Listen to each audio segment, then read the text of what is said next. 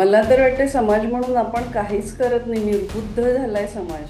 समाजाला कुठे काही घडतंय याच्याशी काही देणं घेणं नाहीच आहे असं वाटायला लागलंय.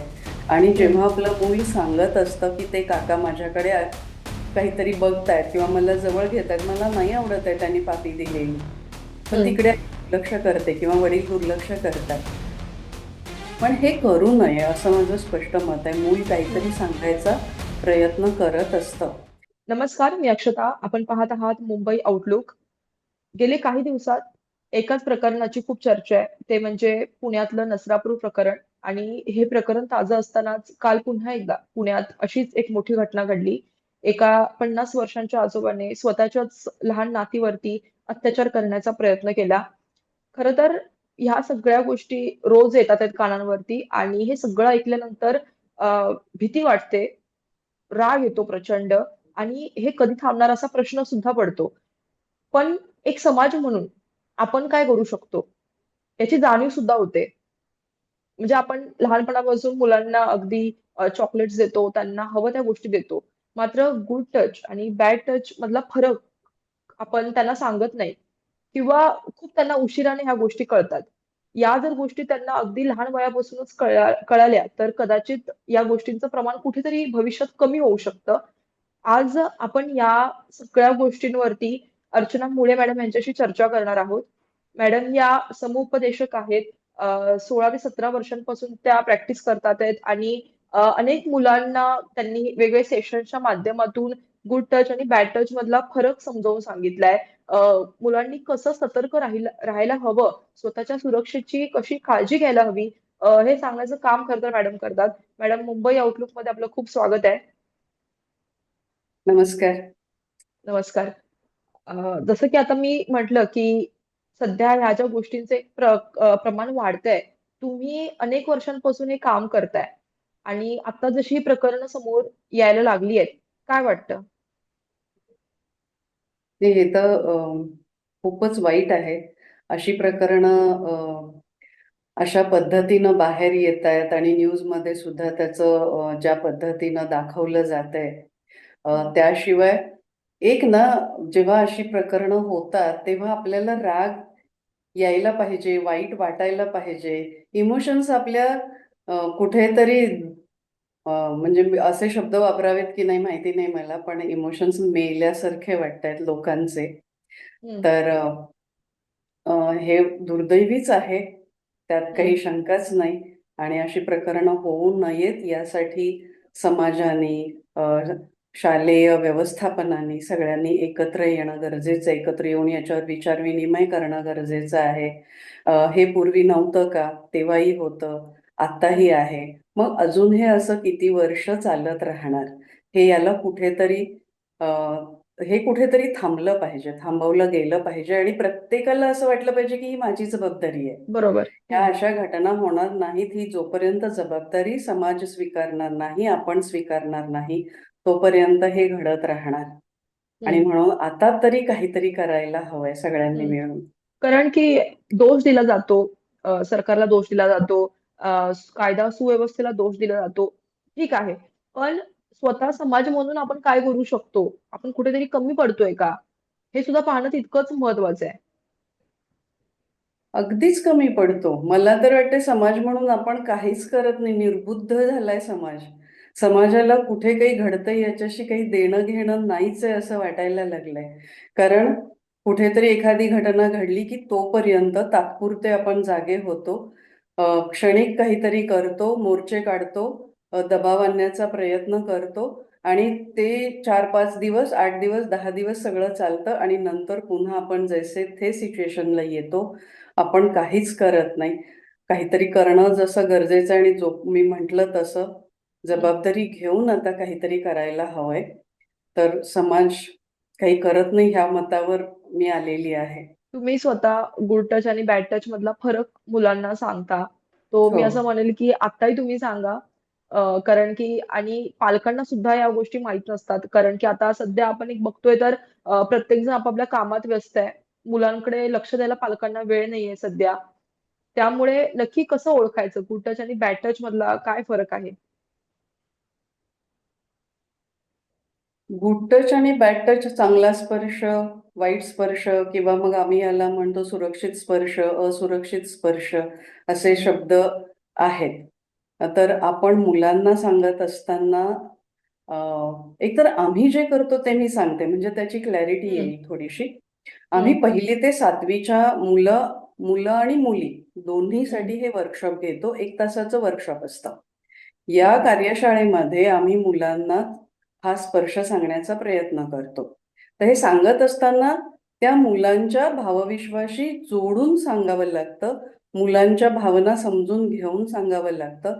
मग ते सांगत असताना आईचा स्पर्श कसा असतो, बाबांचा स्पर्श कसा असतो, आजी आजोबांचा स्पर्श कसा असतो, इव्हन मैत्रीचा स्पर्श कसा असतो, आणि मग एक आम्ही तिथे आमच्या रोल प्लेमध्ये एक बॅडमॅन आणतो, की जो हं, वाईट स्पर्श करतो, आणि ते केल्यानंतर त्या मुलीला कसा त्रास होतो, किंवा आम्ही त्यांना सांगतो की अवयव आहेत आपल्या शरीराचे, प्रायव्हेट पार्ट्स आहेत. ओठ, छाती, मांड्यांच्या मधला भाग, पाठीमागचा आपला पृष्ठभाग, इथे जर कोणी आपल्याला स्पर्श करत असेल तर हं, तिथं कुणीही म्हणजे कुणीही स्पर्श करू शकत नाही, हे आम्ही त्यांना सांगतो. अशा वेळेला फक्त आई अंघोळ घालत असेल, मुलं लहान असतात, मुलांना कळत नाही. आई जर अंघोळ घालत असेल तर तेव्हा आईचा स्पर्श होऊ शकतो. आणि जेव्हा आपण डॉक्टर काकांकडे जातो, जेव्हा ते आपल्याला तपासतात, त्यावेळेला डॉक्टर काकांचा आपल्या आजारानुसार त्या अवयवांना स्पर्श होऊ शकतो. याखेरीज कुठलीही व्यक्ती अशा अवयवांना स्पर्श करू शकत नाही, हे आम्ही त्यांना बाहुली घेऊन सांगतो. आमच्याकडे बाहुल्या असतात. आमचा हं, 6 जणींचा ग्रुप आहे, तर ते आम्ही त्यांना व्यवस्थित उलगडून सांगतो. आणि रोल प्ले असतात, गाणी असतात. आमची वर्कशॉपची सुरुवातच अशी होते, एका बोटाचा स्पर्श माझा कसा कसा कसा. मग आम्ही असं दाखवतो, असा हं, असा असा. असं ते सगळं मुलांना ऐकण्याला 1 तासामध्ये त्यांना समजेल अशा भाषेमध्ये आम्ही ही कार्यशाळा घेतो. ह्याची गरज याकरता आहे की मुलींना, मुलगी असू दे किंवा मुलगा असू दे, दोघांनाही याची गरज आहे. मुलांना ते कळलं पाहिजे की आपल्यावर अत्याचार होतोय, अन्याय होतोय, म्हणजे काय होतंय. कुठेतरी काहीतरी एका शाळेत ना एक घटना घडली होती. हं, तर ती मुलगी, आई अंघोळ घालताना आईच्या लक्षात आलं काहीतरी खुणा आहेत शरीरावर. मग तिने विचारलं मुलीला. तर ती मुलगी म्हणाली की आमचे टीचर आहेत ना, ते लाड करतात. आता हे लाड करणं म्हणजे काय? त्या मुलीला कुठे माहिती हे लाड करणं आहे का, हा अत्याचार आहे का, हे काय चाललंय तिच्याबरोबर? हं, हे हं, माहीत नाही त्या मुलीला. मग हे कुणीतरी समजावून सांगणं गरजेचं आहे. तर ते हं, आम्ही करतो. आणि पालकांचं दुर्लक्ष कुठे होतं, की पालक अतिविश्वास ठेवून जातात आपल्या आजूबाजूच्या लोकांवर. आपल्या घरी येणारा माणूस असेल कोणी, आपल्या ओळखीतल्या बऱ्याच व्यक्ती आपल्या घरी येत असतात, तर अतिविश्वास ठेवायला जातात. आणि कधी कधी तिथेच घात होण्याची शक्यता असते. आणि हं, जेव्हा आपलं मूल सांगत असतं की ते काका माझ्याकडे काहीतरी बघतायत किंवा मला जवळ घेतायत, मला नाही आवडत आहे त्यांनी पापी दिलेली, पण हं, तिकडे आई दुर्लक्ष करते किंवा वडील दुर्लक्ष करतात. पण हे करू नये असं माझं स्पष्ट मत आहे. मूल हं, काहीतरी सांगायचा प्रयत्न करत असतं, त्यावेळेला त्यांनी ते नीट शांतपणे ऐकून घेतलं पाहिजे. हं. बऱ्याच वेळेला मुलींना हे काहीतरी, काय असं नाही काका वागत, असं सांगून आपण आपल्या मुलांचं तोंड बंद करतो. करतो, इग्नोर करतो आणि काही वेळेनंतर ती मुलंच बोलायचं बंद होतात. ते हो, म्हणतात, की पॅरेंट्सच जर ऐकत नसतील, तर मग काय उपयोग आहे किंवा ते ऐकतच नाहीयेत.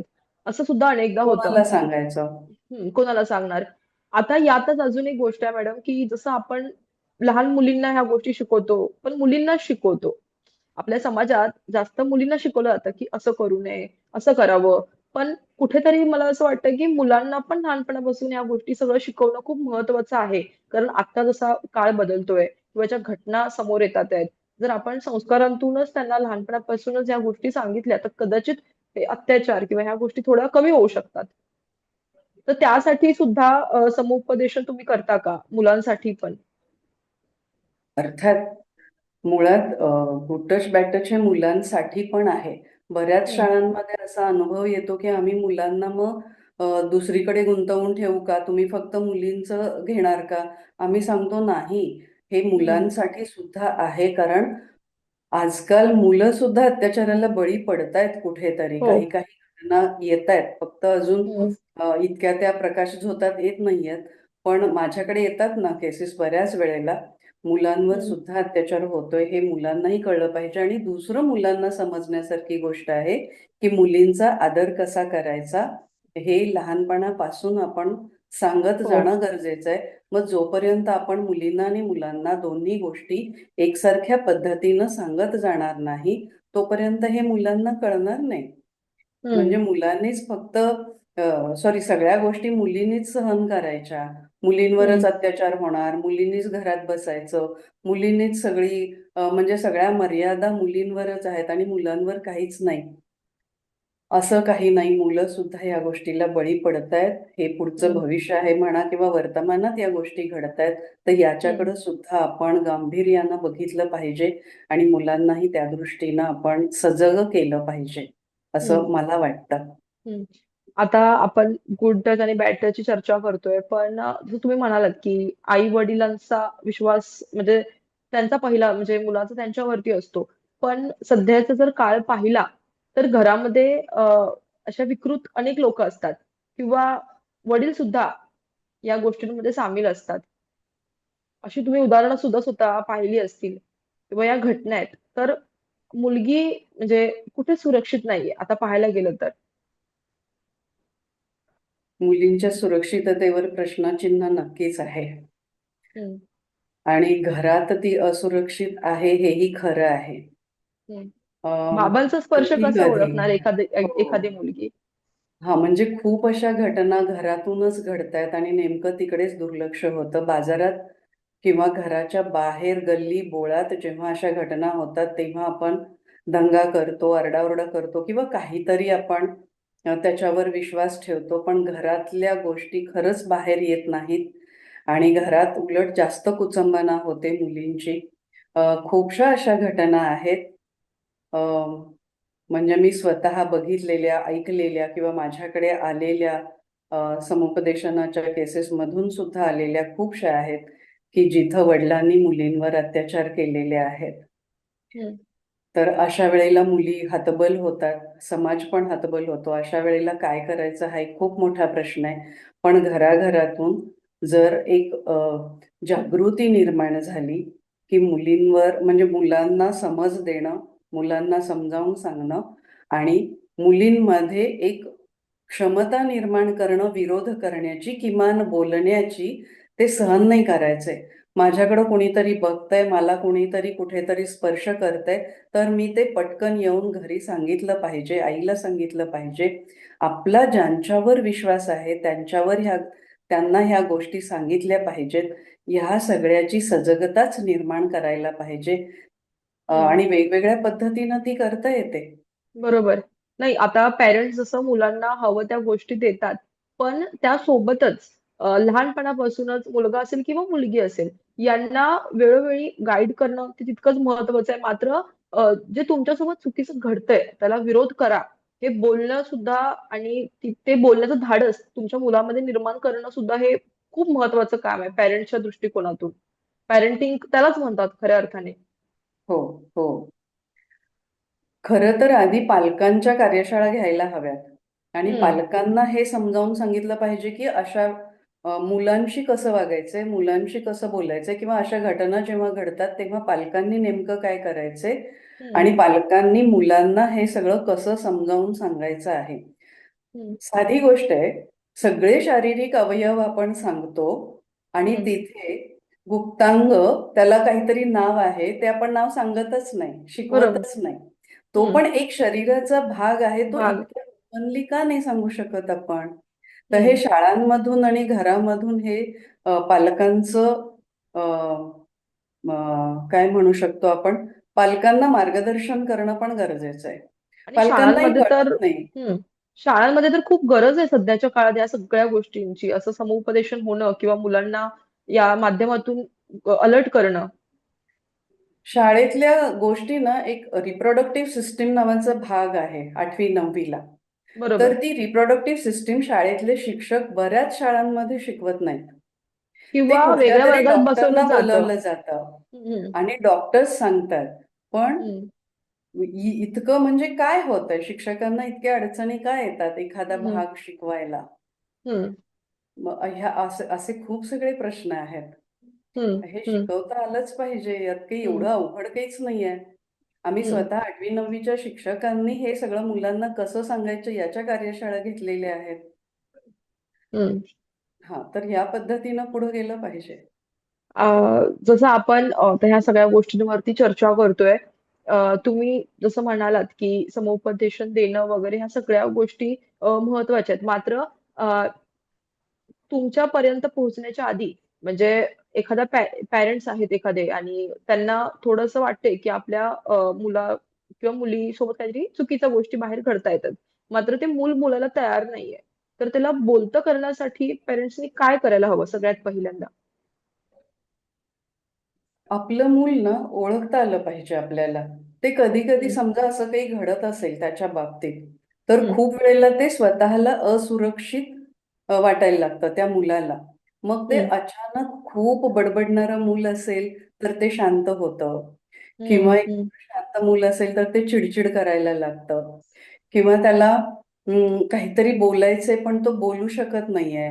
आईला तो कधी-कधी पदर ओढून कुठेतरी इकडे चल, तिकडे चल म्हणून सांगण्याचा प्रयत्न करत असतं.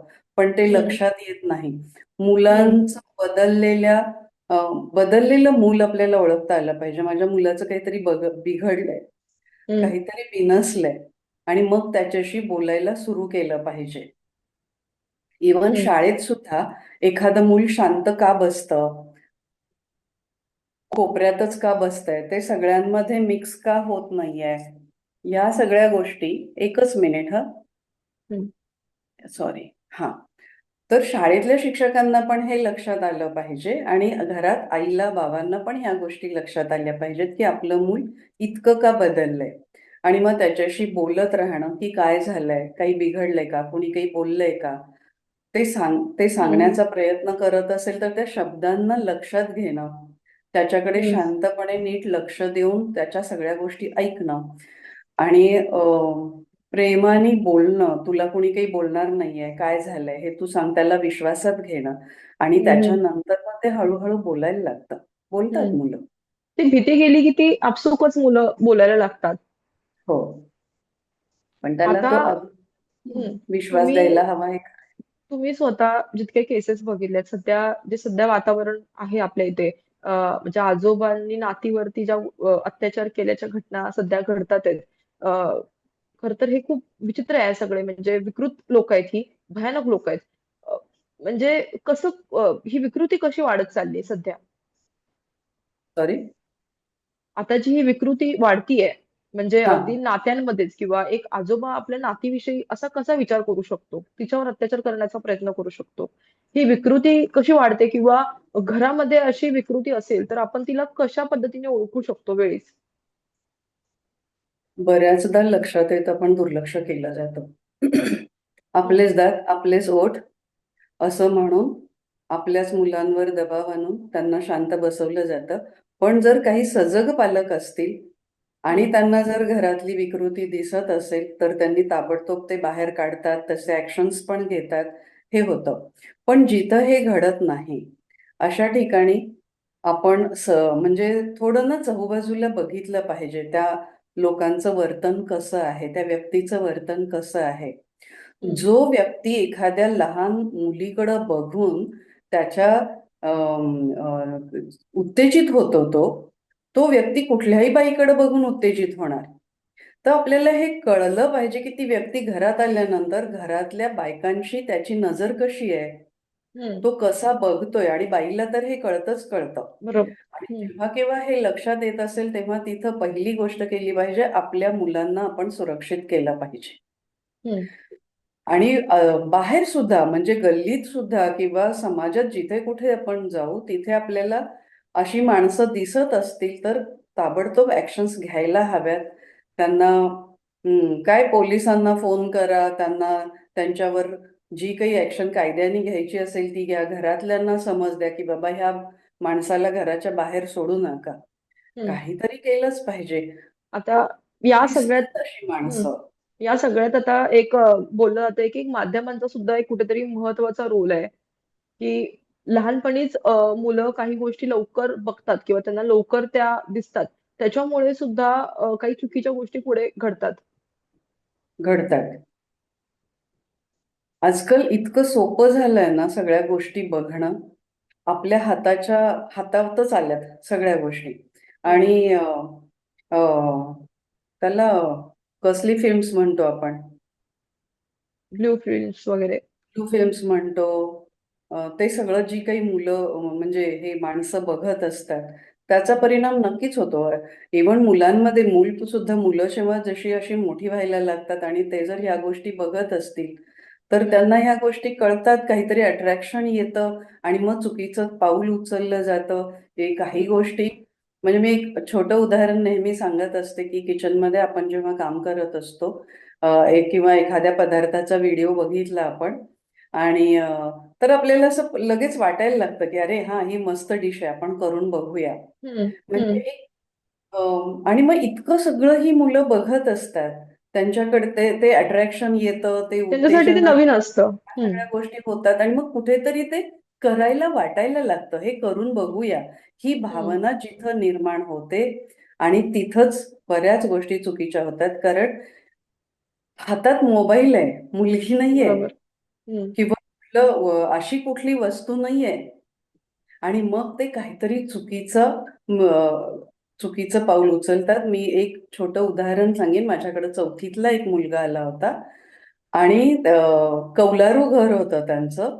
तर तो चौथीतला मुलगा त्या कौलांवरती चढून बाथरूमच्या वरची कौलं काढून अ, त्याची बहीण आई जेव्हा आंघोळ करायच्या तेव्हा तो वरतून बघायचा. आणि मग त्यांनी त्याला हॉस्टेलमध्ये ठेवलं नंतर. मग ते बऱ्याच गोष्टी सगळं आपल्यापासून लांब जातात ना. कुटुंब हं. सगळं तो विस्कळीत आईचा होत स्पर्श, आजीचा स्पर्श आता कुठेतरी कमी झालाय. कमी झालाय. हां, हेही स्पर्श तर आजीचा सोडा आईचा पण कमी झालाय. मुलांना आपण जवळ घेऊन मी आईला किंवा आईला विचारते, "तुम्ही शेवटचं तुमच्या मुलाला जवळ कधी घेतलंय? त्याच्या हं, डोक्यावरून हात कधी फिरवलाय? त्याला तुमचा स्पर्श दिलाय का?" मग काही जण सांगतात हो, काही जण म्हणतात नाही, हा भाग वेगळा आहे. पण अ, स्पर्शातलं प्रेम जे आहे ना, ते मिळायला पाहिजे मुलांना. स्पर्शाची भाषा मुलं खूप लवकर समजून हं. घेतात. त्यांना ती भाषा आणि खूप तो स्पर्श त्यांना कुठेतरी वेळेत नाही मिळाला किंवा त्यांना ते प्रेम नाही मिळालं, तर ते बाहेर शोधतात आणि मग चुकीच्या मार्गाला जाण्याची शक्यता असते बऱ्याचदा. आता या सगळ्यावरती आपण कशा पद्धतीने आळा घालू शकतो? किंवा आपल्या जसं आपण गुड टच, बॅड टचचा आपल्याला फरक आता लक्षात आलाच आहे. पण मुलांना ह्या चुकीच्या गोष्टींपासून लांब कसं ठेवू शकतो? किंवा काय करू शकतो आपण यावरती? ही अगदी छोटी बाळं जी असतात ना, आम्ही जे 1ली ते 7वीचा वयोगट घेतलेला आहे. तर हं, ह्या वयोगटातली बाळं खूप लहान आहेत. आपण कितीही त्यांना सांगितलं, की असा स्पर्श करायला कुणी आलं, तर तुम्ही आरडाओरडा करा. तुम्ही तुमच्या हातात जी वस्तू असेल ती फेकून मारा. तुम्ही पोलिसांचे नंबर पाठ करा. 112 आहे, 100 आहे, 1098 आहे. हे सगळे नंबर आम्ही पाठ करून घेतो. त्यांना खूप सगळ्या आणि आमच्यापेक्षा ना ती मुलं खूप छान आयडिया देतात आम्हाला, की हं, मी असं करीन, मी तसं करीन वगैरे. हं, पण ही बाळं खूप लहान असतात. जेव्हा हं, हं, सांगणं जितकं सोपं आहे, तेवढा विरोध करणं त्यांना कठीण आहे. एखादा असा 60-70 वर्षाचा माणूस, 50 वर्षाचा माणूस ह्या बाळांवर अत्याचार करायला जाईल, हातबल लावता मी. काय करणार ते मूल? कसं विरोध करणार? कसं आरडाओरडा करणार? आणि त्या आरडाओरडा करण्याच्या आधी जर त्याचा आवाज बंद केला असेल, तर ते मूल कसं ओरडणार? का दया येत नाही ह्या लोकांना असं करत असताना? पण आळा घालायचाच असेल, तर पहिलं जे आपण शिकवतोय हे शिकवायलाच हवं. निदान त्यांना थोडं तरी कळेल, की बाबा माझ्यावर अत्याचार होतोय. हं, दुसरी गोष्ट अ, पटापट त्यांना जे कोणी अशी व्यक्ती सापडेल त्यांना शिक्षेचं स्वरूप त्याचं थोडंसं कडक असायला हवं. निकाल लवकर लवकर लागायला हवेत. समाजाने सजग होऊन काही वेळेला काही गोष्टी आपल्या हातात घेऊन पण करू शकतो ना. कुणाला घाबरतो आपण? हं. म्हणजे कायदा हातात घेऊ नये हे सगळं जरी खरं असलं तरी त्याच्याकडं दुर्लक्षही करू नये. त्याला काहीतरी शिक्षा दिलीच पाहिजे. हं, मुलांना हे समजावून सांगणं, पालकांनी हे समजून घेणं, शाळेमध्ये अवेअरनेस आणणं, ह्या सगळ्या गोष्टींनीच आळा बसू शकतो. हं. अ, खरं तर धन्यवाद मॅडम. आज आपण चर्चा आमच्याशी केलीत. अ, कारण की या ज्या सगळ्या गोष्टी आपण बोलतोय मगापासनं, हे फक्त कुणा एकाचं काम नाहीये आणि एक कोण करूही शकत नाही. हे पूर्ण समाजाचं, तुमचं, माझं आणि प्रत्येकाचं हे काम आहे. आपापल्या परीने अवेअरनेस पसरवणं लोकांमध्ये. आज आपला हा व्हिडिओ जेही बघतील, पॅरेंट्स स्पेशली जे बघतील, कदाचित मुलं लहान बघत असतील, तर त्यांनाही बऱ्यापैकी समजलं असेल, की आपण सुरक्षिततेसाठी काय केलं पाहिजे किंवा पुढे ह्या घटना घडू नयेत यासाठी आत्ताच कशा पद्धतीनं आपण वागलं पाहिजे. मॅडम धन्यवाद. आज आपण चर्चा केलीत आमच्याशी त्याबद्दल. पुढे सुद्धा आपण असेच काही महत्त्वाचे विषय घेऊन येऊ, जेणेकरून एक जागृती निर्माण होण्याचं काम होईल. खूप आभार. मला ही संधी दिलीत आणि माझे विचार मांडता आले. हं. खूप खूप धन्यवाद.